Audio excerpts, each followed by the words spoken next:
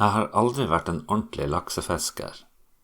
En sånn som banker elva en hel sommer uten å se meg hverken til høyre eller venstre. Som slåss for å komme først til kulpen, står i kø for å få fiskekort, eller har så mange penger at jeg kjøper meg eksklusiv alenetid i dronning eller kongeelve. Det har nå allikevel blitt noen turer, og i fjor fikk jeg 3 flotte fisker i Suldal, noe som statistisk sett er eksepsjonelt. Suldalskongen, sa Peter. Men jeg hadde også en hel uke i lakselv uten å få så mye som et napp. Jeg har fått en og annen fisk i Bjerkreim også opp gjennom årene. Ikke noe stort, så jeg skal ikke beskyldes for å ha tømt elva. Og i det hele tatt så har det vært mye bomturer. Jeg har rett og slett ikke vært fokusert. Så i år har jeg bestemt meg. Jeg har trent kasteteknikk, jeg speier på begge sider, jeg har bedt av noen bedre fluer, og jeg har sikret meg noen gode kort. Jeg håper på mye vann, og jeg mener jeg har hall, så i år skal jeg ha laks.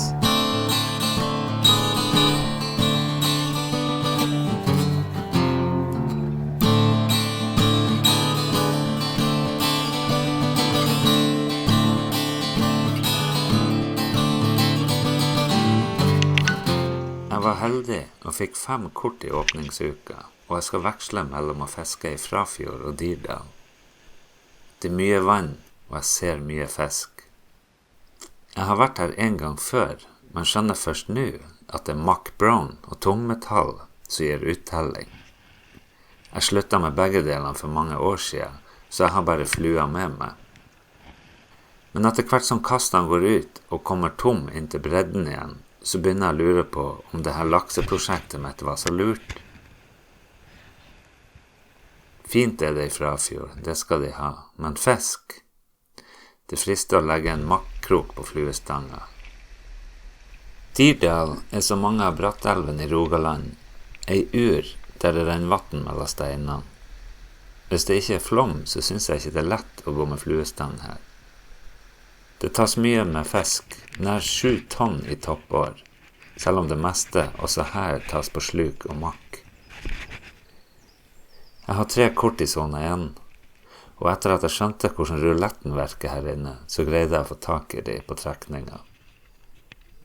Håpet er jo selvsagt sølvblank tidlig fisk. Det gikk trått på første kortet, men så setter sesongens første fisk på, og det skal vise seg å være en bamse.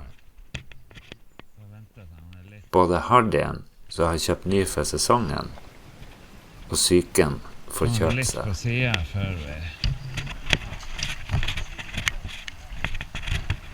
Jeg prøver å virke rolig, men inni meg så koker det. Dette er storlaks. Aldri har det vært i nærheten av noe sånt, på flue, vel å merke. De som står rundt meg lurte på om jeg satt i botten en stund. For han gikk rett under steinen så han kom opp fra, og gikk ned igjen, og der sto han.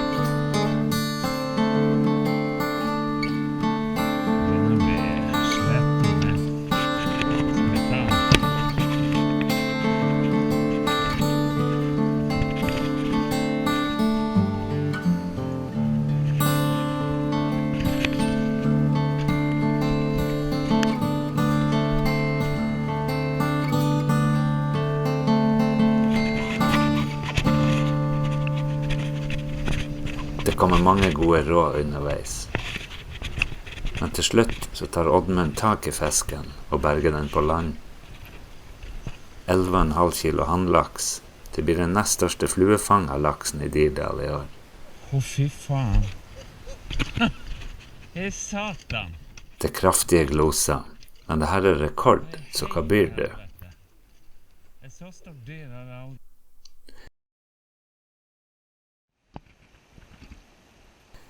Et par dager senere går sesongens andre laks på. Den går på i kummen, fortsatt i zone 1. Pattakorven, som jeg fikk den store på, sitter fortsatt på fortammen. Det er greit med vatten i elva, og jeg har både sett og mistet annen fisk. Det virker som prosjektet med flue etter laks er i ferd med å vise seg fra en fordelaktig side.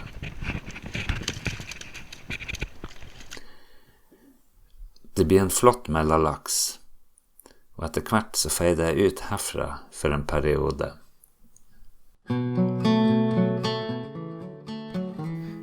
Det er i begynnelsen av juli, og jeg er i Bjerkreimselva, en annen flott vestlandselv. Det er torsdag, og jeg er i zone 3. Jeg forteller meg Fjærmestadhøn alene på morgenen. Det er jo sjeldent. Men det er ikke før jeg er på Laksheim at det biter på ute i strømkanten, rett før sola kommer opp.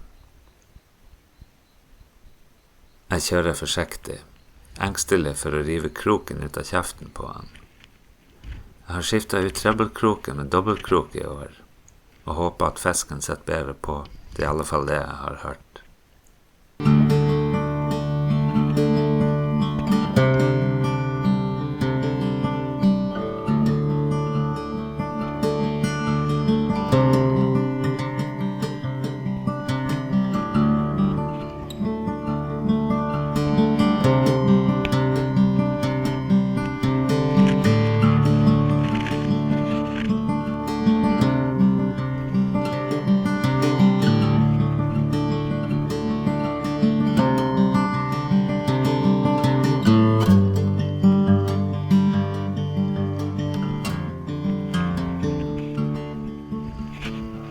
Til slutt får jeg landet fisken, en flott mellomlaks på 4 kilo.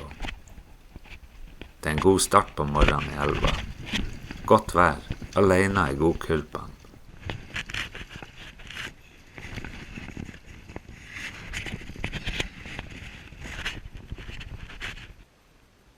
Det er bare å få flua ute igjen, og tror du svarten meg ikke det tok på igjen? Hva har jeg gjort som fortjener såpass? Er det en, så er det ofte en til, i alle fall hvis det er fisk. Jeg kjører også den her forsiktig, men sola er i ferd med å komme opp bak fjellene. Dette er en flott morgen på Sør-Vestlandet.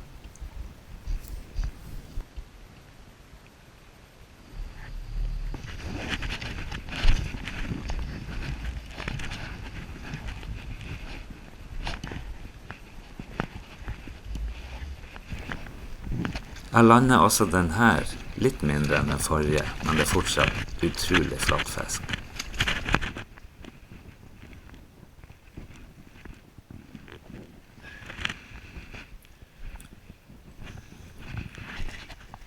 Klokka er 8, og jeg har avspasert.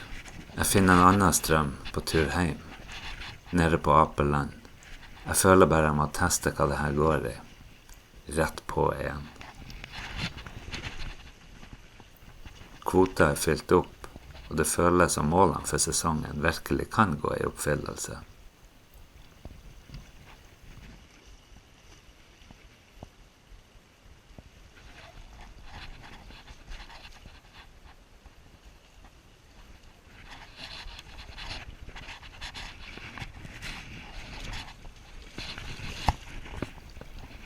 Det har vært en grei åpning på sesongen, bedre enn forventet.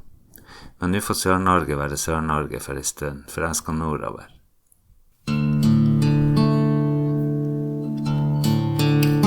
Tanaelva.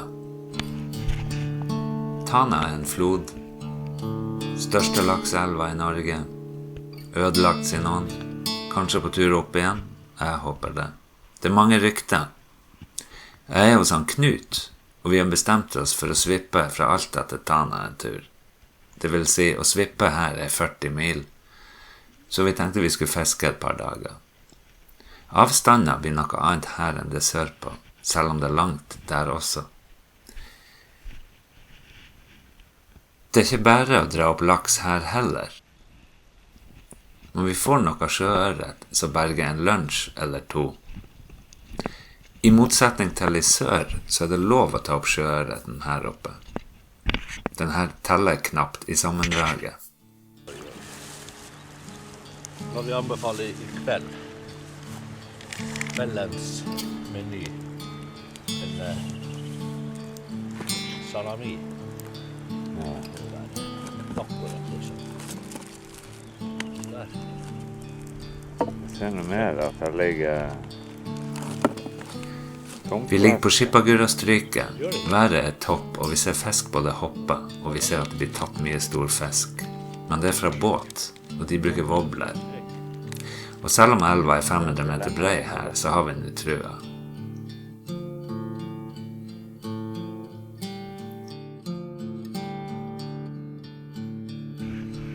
Det tidlig I juli, men det sen vår, og elva renner på 500 kubikk, og det vil si flom. På Seidastryket går det på laks, og til slutt så går det også på flua.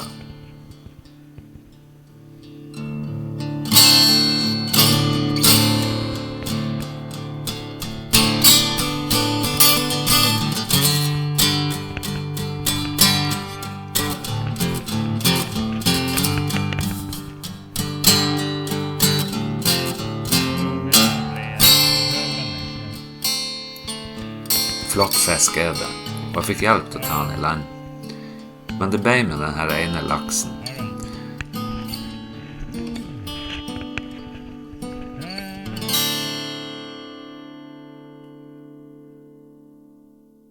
Når vi fer hjem, så legger vi avslutninga på turen til fjells med litt lettere utstyr. Det jo for galt å ikke prøve når man først I området. Og etter flom, synkesnøre og klasse 9, så det greit å ladde femmerstang og jage litt ørret. Når vi finner godplassene, så står det fiskespisende ørret I strømmene. Den full av røye yngel. Den største vi fikk, Knut fikk den, var på 1,5 kilo. Han tok den med 2-håndstang og sønrei. Ikke akkurat utstyr for hemsila.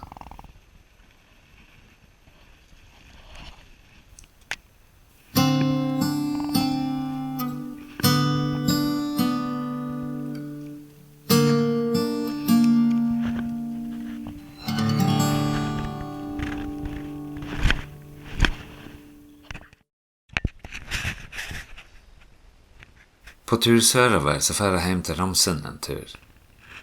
Her det fred å få. Sjøørret og et par godvann målet for noen dager I nord. Været godt, og I fjor så fant jeg ut at det ørret med brua. Dog det lite I år, og når jeg vet det større fisk til fjells, så kutter jeg det her sjøfisket. Da blir det heller fluefiske til fjells. Og hvor mye flua det var, den var overalt. Det egentlig for fint vær, men skal jeg sette hjemme og lure på om det bit, eller skal jeg være på fjellet og finne det ut selv?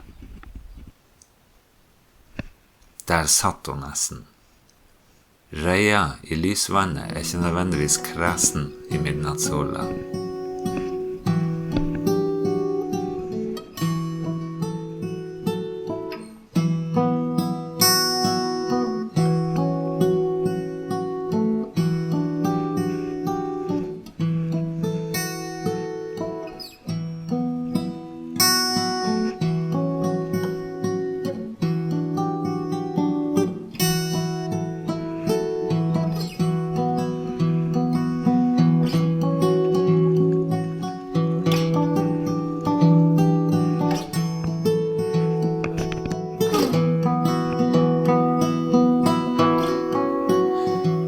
time senere har jeg et par middager, og jeg går fornøyd hjem.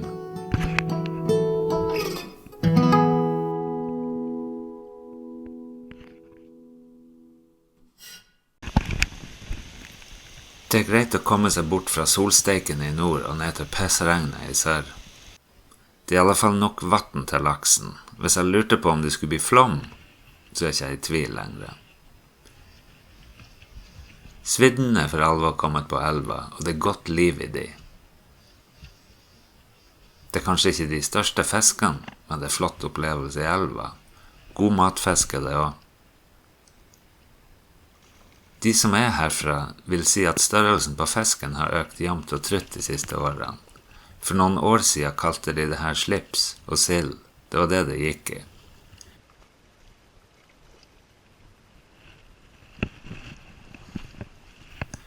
«20 tonn tok denne elva i 2011. Litt i overkant kanskje. Normalt 6-7 tonn er kanskje det som er snittet. Og siden det er mulig å få kort uten å stresse seg ihjel, så synes jeg det er en flott elv og et flott alternativ. Det er mange som fisker i zone 3.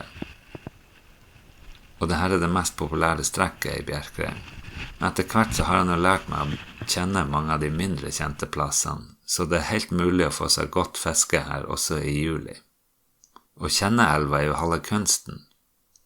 Ja, det gjelder alt fiske.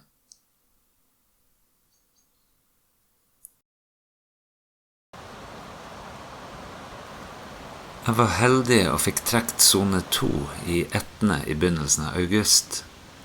Flom her også, og elva er stinn av fisk.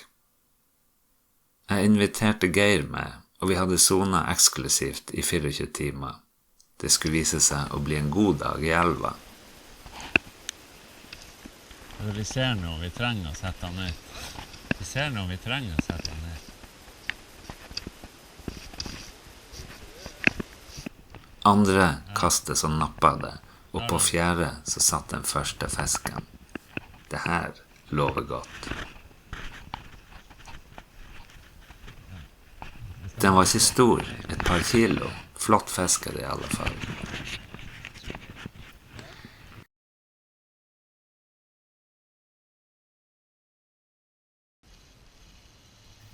Et par runder senere så var det bare å rope på Håvard igjen. Denne gangen er det storlaks. Det var først når jeg kom hjem at jeg så det var blod fra første fisken på linse, så det er grunn til at bildet er uklart. Og catch and release er kanskje ikke helt, men min store greie.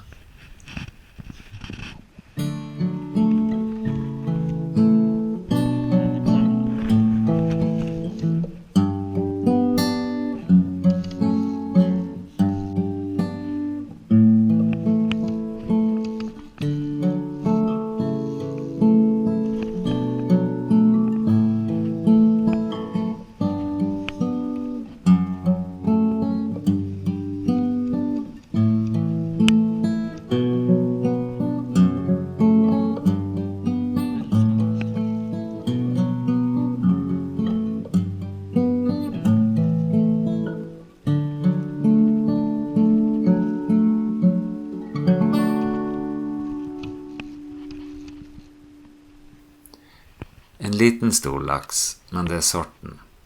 Det skal vise seg å bli den nest største fisken jeg får i år, faktisk noen gang.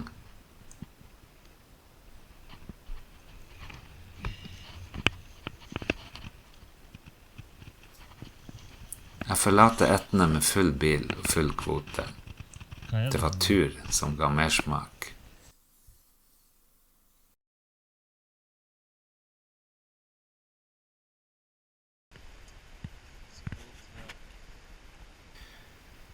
Jeg er tilbake i Dirdal. Det er fortsatt tidlig i august, og jeg har 3 kort i zone 2 fordelt over ei uke. Jeg har igjen truffet bra på vannstand. Ja, nå har ikke det vært et problem i år. Det har vært flom siden i mai, og det er nesten så jeg kan drive speidtrening i hagen. Skrothølen er god på flom, og jeg har på tung line for å roe flua litt. Jeg roter imidlertid til kjøringa her, og den går av.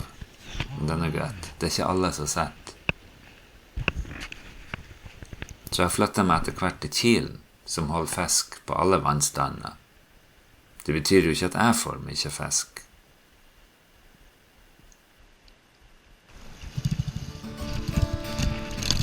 Men i Lille Kilen så går det på en hissig handlaks til slutt, og det blir en pen fight.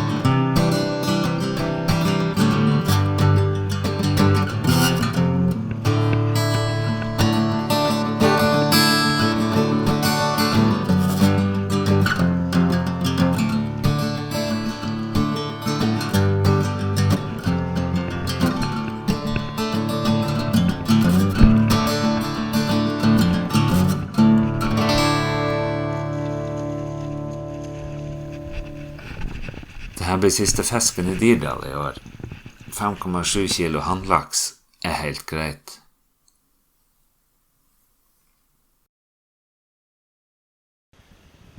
Mens jeg venter på den store Suldalsturen, så tar jeg en runde i Bjerkreim igjen. Det er nesten 60 kubikk, og fisk viser seg overalt. Det er helt utrolig. Her er jeg på en lureplass på høy vannstand, en plass hvor jeg har fått en del fisk tidligere, og de biter igjen utpå i strømmen. Det er ikke nødvendigvis lett å lande fisk mellom storsteinene og med busker overalt. Her kan jeg vel være glad for at han sitter godt.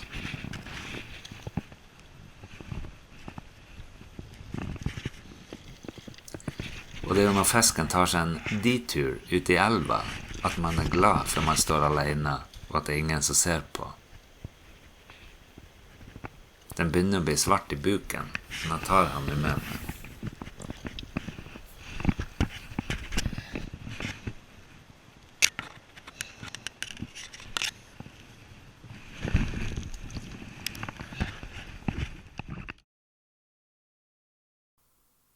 Jeg meldte meg inn i Sandnes Flycasting for noen år siden.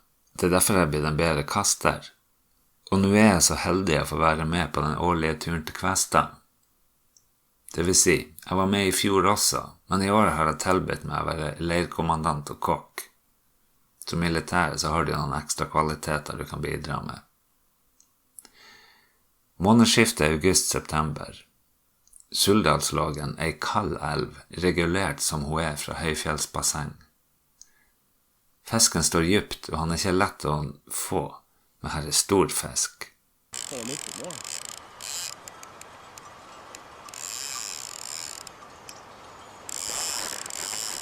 Faen, jeg har ikke målebåndet her.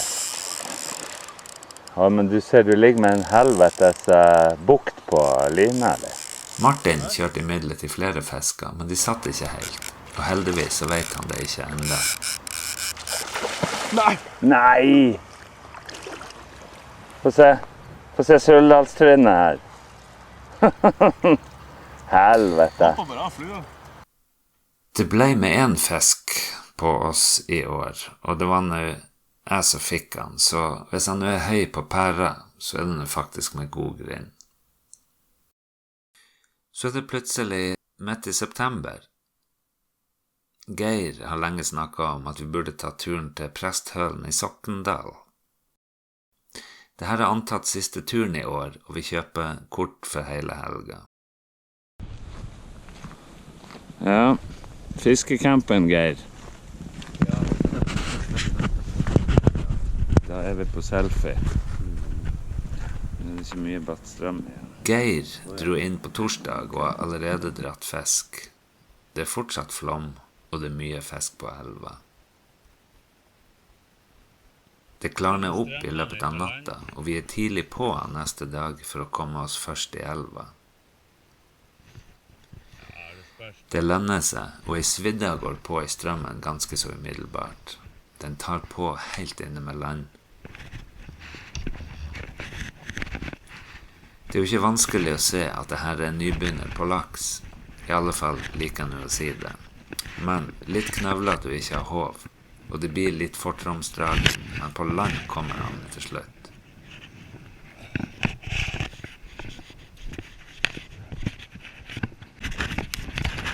Det står fisk under brua. Geir har hatt den på allerede. Nå har jeg han på. Men han vil fortsatt ikke, så det er det greit. Det er maleriske omgivelser nedover i Presthølen. Jeg synes det er utrolig flott her, og det er mange strømmer å fiske på. Her setter jeg på fisk, og selv om det er fint, så er det ikke så lett å finne en plass å lande han uten hov, så jeg roper igjen på Geir. Den er ikke stor, og den er noe svart i buken. Den går det greit, venn.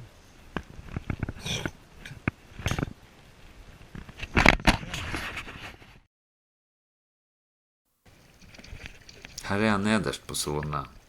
Det er hold i vaderne, kjenner jeg, men jeg vader likevel ut til livet, for er det fisk, så får det være. Det er tilsynelatende mulig å lande fisk akkurat her, men kun tilsynelatende.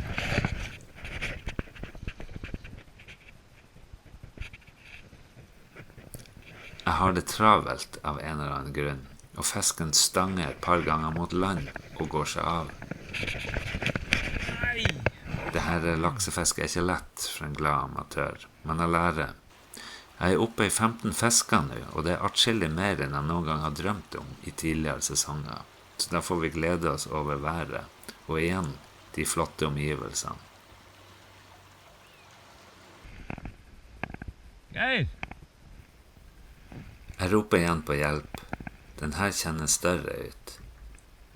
Spenningen nå er om jeg greier å dra han motstrøms. Her er det ikke mulig å bevege seg hverken opp eller ned. Den må med andre ord dras oppstrøms. Jeg har som vane å fiske på de strømmene så jeg tror holder fisk. Det er jo ikke uvanlig det. Så tar jeg heller å bekymre meg for landinga hvis det går seg på. Det er kanskje ikke helt vanlig akkurat den, men jeg lærer. Den kommer sakte opp, og til slutt så går den inn i bakevja. Den begynner å bli sliten, og den setter antagelig godt. Så jeg har tid å vente på hoven til han Geir. Det begynner å bli en vane.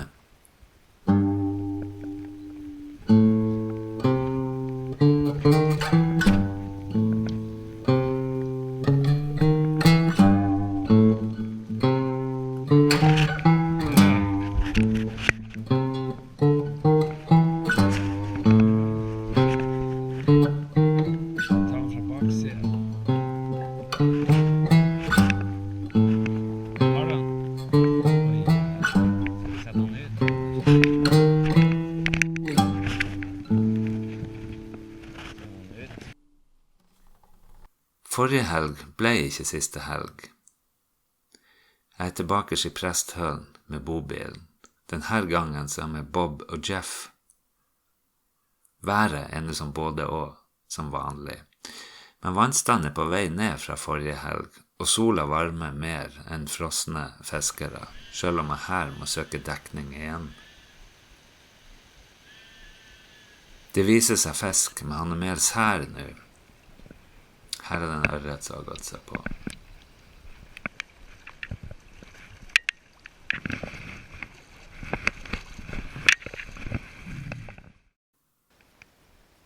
Det er grytidlig. De andre dro hjem i går kveld, og jeg har bestemt meg for å starte tidlig. Dette blir siste dagen. Det er klarvær, og jeg hører det plaske i mørket. Jeg legger ut flua på brekket, hvor jeg dro fisk forrige helg. Den står inne med land, nå når det enda er mørkt, så jeg venter og venter. Det er spennende å stå her, alene, før godt folk står opp. Det er en naturopplevelse av den sjeldne sorten. Sært, kanskje. Hadde jeg visst hva jeg gikk glipp av for 30 år siden, så hadde jeg kanskje ikke sovet så lenge om morgenen. Dette blir siste nappet, og fisken for i år. 17 lakser. Det blir røykelaks til jul. 25 fiskedøgn var det nå. Over 10 000 i kort. Røyking, desinfeksjon, alt det kommer i tillegg. Er det verdt det? Selvsagt er det det. Målet er i alle fall nådd, og jeg føler meg sånn passe god på laks nå. Jeg er antagelig bitt av basillen, så nå venter jeg bare på neste sesong.